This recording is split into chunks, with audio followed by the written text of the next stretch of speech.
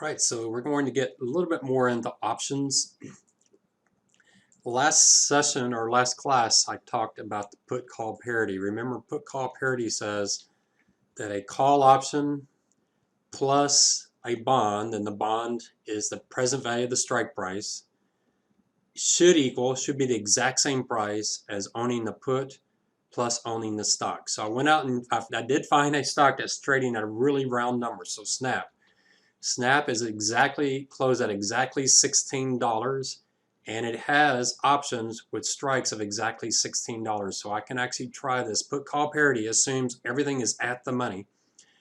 And so I got the call option price. I had to use the midpoint of the bid and ask. The midpoint of the bid and ask was $1.76 for a call option maturing in 3 months with a strike price of $16. The put option had a slightly lower midpoint, $0.755. Why it's slightly lower? Usually the skewing is toward the put. The put's more expensive, but we're right at the money, and you don't know. A lot of times the skewing is because of dividends. The put's more expensive because there's a dividend. It's going to make the stock price fall. But since Snap doesn't pay any dividends, that makes this analysis a lot easier. And then the 3-month T-bill rate is 12 basis points, so I brought that in. So there's a formula. So the call's value is $1.76. The present value of the bond, I just took, the present value of the strike price, I just took $16 and divided it by 1 plus the 12 basis points divided by 4. Since it's only 3 months, it's only 1/4 of the year. So if I were to buy a bond that will mature at exactly $16 in 3 months, I would have to pay $15.995 for that bond today. The put price was $7.755, and the stock price was $16. If I add the call plus the bond, I get 17.755. If I buy the put plus the stock, I again get 17.755. These two have to be the same price, or if they're not, if there's a difference and you can execute, then you can make a lot of money, because if they're not the right price, if one's more expensive than the other, then you buy the cheaper one, you sell the more expensive one, so you have a sure cash flow today, and you know with absolute certainty at expiration that they will be the same value. They have to be. I won't go through that math here. I probably should go through that math in one of the sessions. If we have time, maybe I can show you that at expiration they have to be the same. But you can see the price is the same. There's a slight difference because there's probably some rounding going on here. I wasn't overly precise with the bond because it wasn't exactly 3 months. So, if you go out a few extra decimal places, you'll get a fraction of a penny way out there. But as sloppy as I was, you can still see I get the exact same price. That's put call parity, which means you can check and make sure option markets are efficient, that they're pricing correctly by using this formula. You can also create the stock by buying the call, buying the bond, and selling the put. And you can see if we did that. So if we did a call plus the bond minus the put, that should equal the stock. Well, the stock is $16. If I do the call plus the bond minus the put, lo and behold, I get $16. If those were mispriced, then what you could do is, let's say these three cost $15 and this one's $16, then you would buy the call, buy the bond, and by buy the bond, you just put your money in a money market account. So you'd put $15.995 into a money market account, assuming it would mature at $16 in 3 months. And then you would sell the put option. That net price would be, let's say if that came out to $15 instead of $16, that would cost you $15. And then you would short the stock at $16, and you would have $1 today coming into you. And then at expiration, these two have to be exactly the same price. So in the future, it will be 0. How many shares would you do of this? Do a billion, do a million, do whatever you can, because if you do a million, shares of this, you would have $1 million a day, and you get to keep all of it, and it would cost you nothing in the future. So just to show you put call parity, it's one of my favorite theories. It has this idea of synthetic, I don't know how to spell synthetic securities. I don't know if that's the right way to spell it, but if you Google that, synthetic securities, and maybe put Wikipedia in there too, not Investopedia. Here's synthetic position. So synthetic positions, it's a way to create one security by combining 2 or 3 other securities. So and I think they even put call parity in here. So put call parity, one I'm just showing you is one of the most famous synthetic securities that there is. And what I mean by synthetic, by buying the call, buying the put, buying the call, buying the bond, selling the put, you have synthetically created the exact same thing as buying the stock. So you might look that up, study it a little bit, might read Wikipedia, Investopedia, and see some other terms. Let's see if put call parity is up here. It says 8 times. So let's see if the word calls in here. Let's look for the word parity. There it is, put call parity. So you could look up put call parity as well, but this isn't the only way to synthetically create another security. There's other ways to do it, but it's the most famous one. So you can see right here in our formula, we can create the call by combining the other 3. We can create the bond by combining the other 3. We can create the put by combining the other 3. And just like we saw here, we can create the stock by combining the other 3. Great theory. Read about it. All right, so where are we going now with the notes? So we're going to do, I'm going to erase these notes and put call parity. They just take up too much space. But you saw it there. So we're going to start with a long call, then a long put. Let's see if we can get those 2 done in this session right now. So the first thing, so this first page is put call parity. Now we're going to do a long call. What does long call mean? Anytime you see the word long, it means you're buying the call. Since we got Snap in there, let's try Snap. Let's say Snap stock price right now is $16. And we want to buy a call out of the money. So we want to buy a call that we think Snap's price is going to go up. So we want a strike price. I don't know what we can do. Let's try $18. And the premium and the maturity. So let's see what choices we have. So we're going out to July 2020. So let's put that in there. I forget the actual day of the month, but that's all right. And then the premium. So we're looking for a $17 call. Here's the call. So if you look here under, I just went into, I talked Snap in Yahoo Finance, and I'm under options, and then I changed the date to July 17, 2020, and it starts with calls, and we're looking with calls with a strike of $17.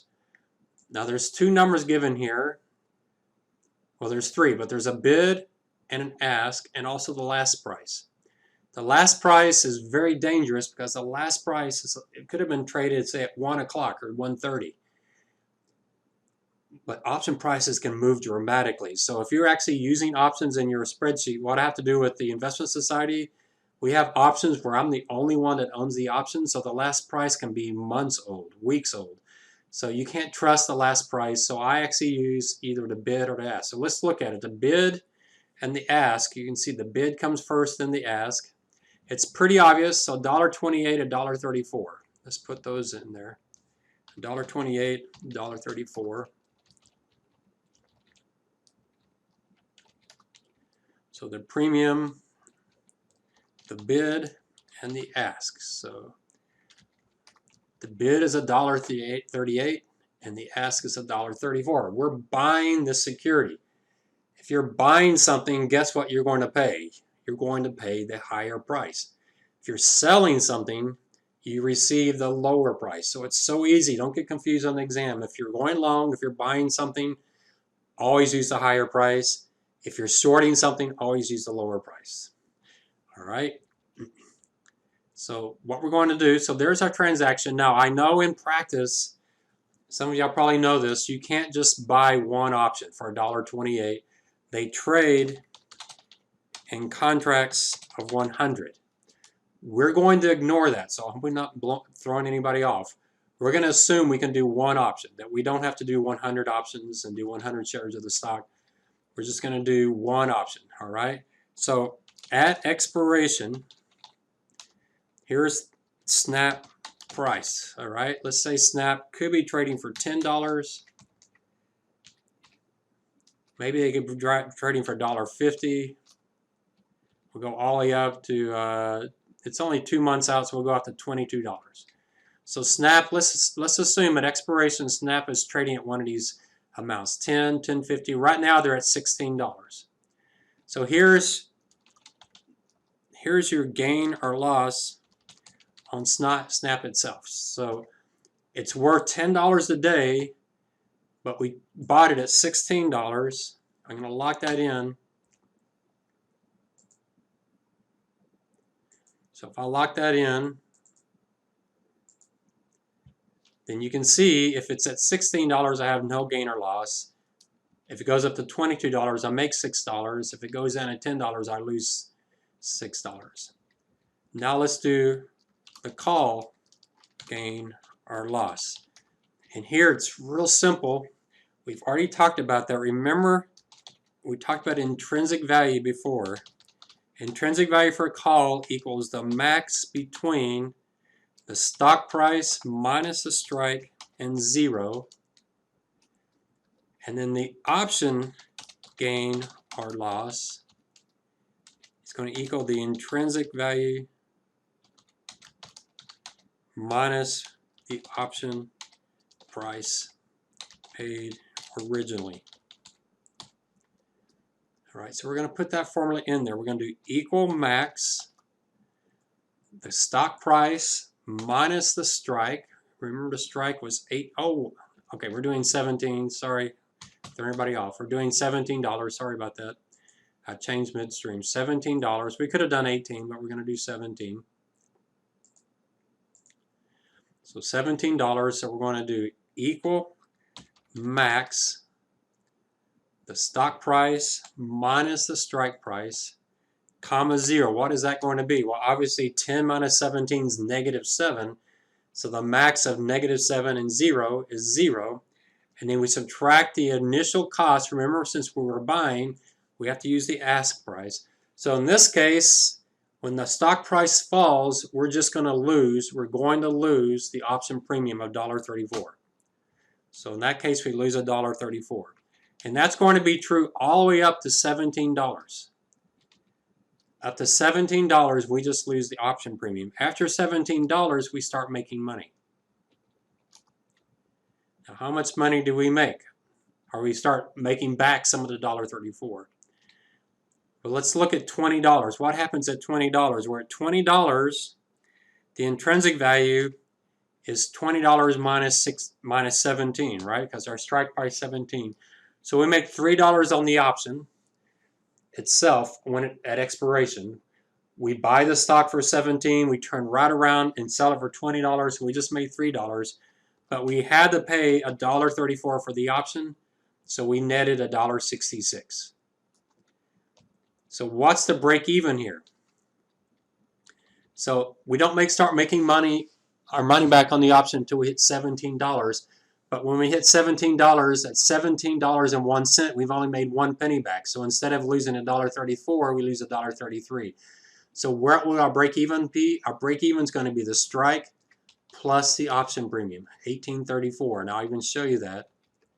If I put $18.34 here, my option value gain or loss would be exactly 0. So that's my break even. So you might be right that the price is going up. So you buy a call option on Snap, and sure enough, the price goes from $16 up to $18, and you're like, wow, I did a great job. You're still losing money on the option.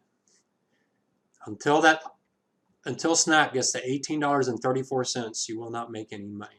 So let's graph these two things. So we'll graph the stock price. I'm going to insert a line chart.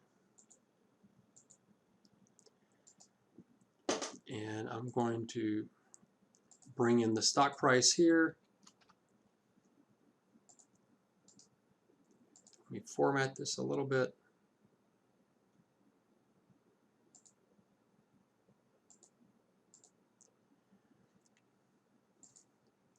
So this is what we call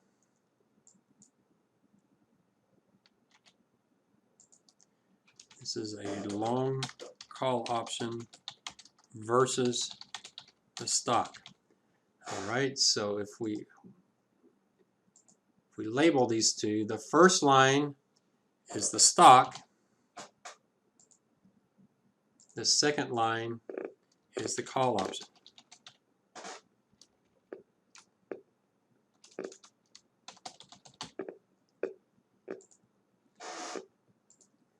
What you'll notice, the stock is just a straight line. The call option looks like a hockey stick. We're going to see this hockey stick again because of put call parity, but the long call option just looks like a hockey stick. And so what happens with the call option is the most you can lose is your $1.34. But once the price starts going up, once it hits $18.34, which is right here, once it hits $18.34, you'll make exactly zero. Above that, you make more money. Now you might say, well, I'm always on the upside, I'm always lower on the call option. That's true. You've got a bigger gain on the stock. So you made $6 on the stock. On the call option, you would only make $3.66. But remember, for the stock to make $6 on the stock, you had to pay $16 for the stock. For the call option to make $3.66, you only had to pay $1.34. So your percentage gain is much larger on the call option than it will be on the stock. And that's just the nature of options. They give you very leveraged returns. So there's a long call option. I'll do this for each one of these. I strongly recommend, hopefully I'm not going too fast in here, I'll put the formulas up at the top just in case you couldn't see them. I was going too fast.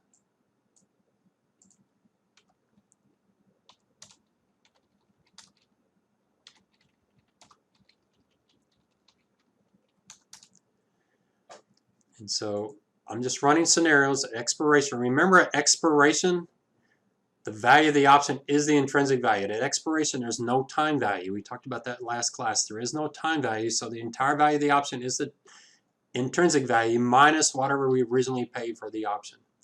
And there's our graphs. So we'll do this each time. All right, I'm not going to try to do the put option. I don't want to be rushed, so I'll do the put option in the second sessions. But you see where we're going. We're going to set each one up. And so the next time, we're going to do a put option. And I'll do it from scratch again, so I give you another chance to try to follow me in Excel. But there's the formulas for that. There's the formulas for that.